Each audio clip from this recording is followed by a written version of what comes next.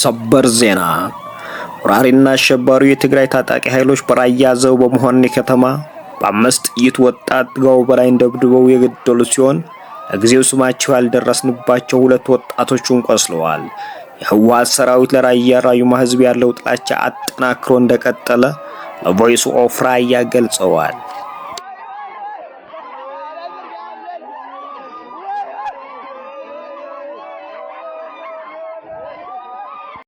علفوا ما براي بان ناي كتما مخوني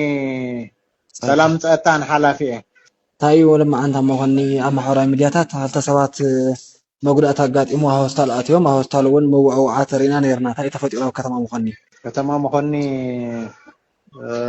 ሰለስተ ሰብት ይተወቂዖም ኣሎ ካብቶም ሰለስተ ሓደ ሞይቶ ኣሎ ቶም ክልተ ቁስላት እዮም ዘጋጢሙ ኣሎ እንታይ መበገሲ ናይቲ መውዓቲ ያው ቀተልቲ 43 ኮርኸልተ ክፍለ ሰራዊት ማዓሾ ናይ ዕጻይ ልባሃል ክፍለ ሰራዊት አዛዚ እዩ ስለዚህ ቶም ሰራዊት ገንዘብ ኮሩ እዮም ፈቀዱ ልዑሎፍት ከተማ ትማሊ afti ካራምቡላ ልጫወቱ ሰባት ጠቅላላ ፈትሾም 40,000 እዮም መንጢሎሞም ኸይዶም ተሓር ኸይዶም ተሓላፊ 40,000 መንጢሎም ናተጋደልቲ ኢሎም አመልኪተው ተሓር ችዱ በዓልኩም ትፈልጡ ኢልዎም ተአዛዚ ተሓላፊ ወትዕጻይ ልባሃል ተሓር ለማዓንቲ ድማ ሻዓንተይ ፈረቃይ አካባቢው ላው ኸይዶም ታትማሊ ለምንታይ አመልኪትኩም ሐዝለ ገንዘብ ለለኩም ተፈተሹ ለምንታይ ኸትማል ለሐላፍና ተናገርኩም ብልብልዮ ሰለስተዮም ተጋደልቶም ሓሙሽተ ጥይቶም ተኩሶም ስለዚህ አምዚ ቢለም ጨፍጭፎም ያው ረሽኖም ኸይዶም ማለት እዩ እቲ ልበጽሐ ጉድአት እንደ ያክል ይሆን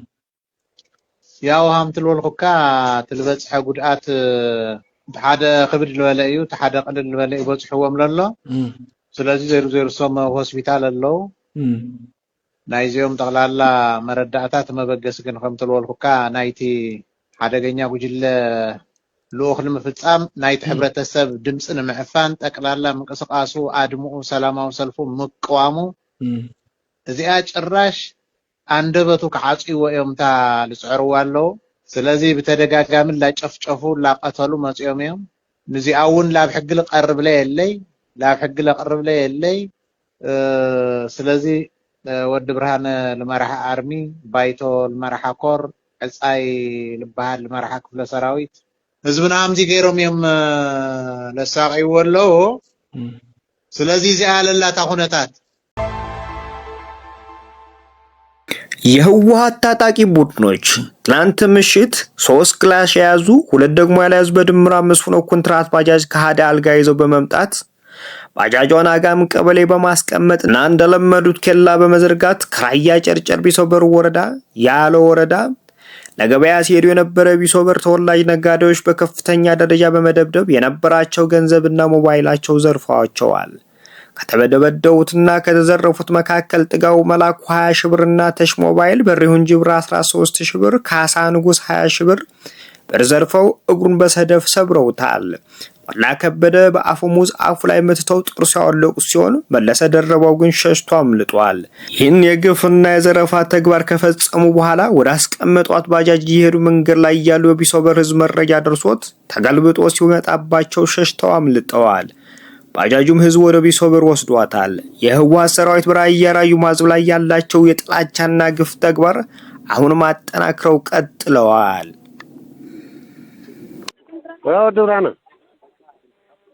هلو هلو هلو هذا غسل كذا يطلعون واي اتاتي لفت واي زعركي عندنا نقدر ولا عليهم ناخذكم منبر منهم واي سمع منهم انا لما عند اخلك يا مذكر سمع عنده سو كل زبط كون حضرنا ملي ليك ايدكسنا نسرو كم زي دكس يرد انه كويس تايدا سمع اسك تايدا تريفو يتم 30 يوم 10 سبت وهيلما لعوم كركب عاتم كنزبط عاتم كنصرف من اللي تحضر ترغيكم قال يوم ترغيهم قال يوم هدي مام صدقت يا صغر الحرج ننوعلم كعتصلالي ممسو تمسو الرئيس نحنا يكوننا نلم بوليسيوم يلم ممسو حكم بسرو كتوادي من نوعلم بسر بسركي صبت يا صبر ورحريو نزرخونا يو نقوه عني نابي خاسل في أبا قطقط صبت لكنو ساعات عسرته كل وقت يسبق ساعات عسرته بدنا نابي خاسل في بقط قطري كواب بسرو بكات سلام يا سلام وعلى الله لما أنت دهرج يلا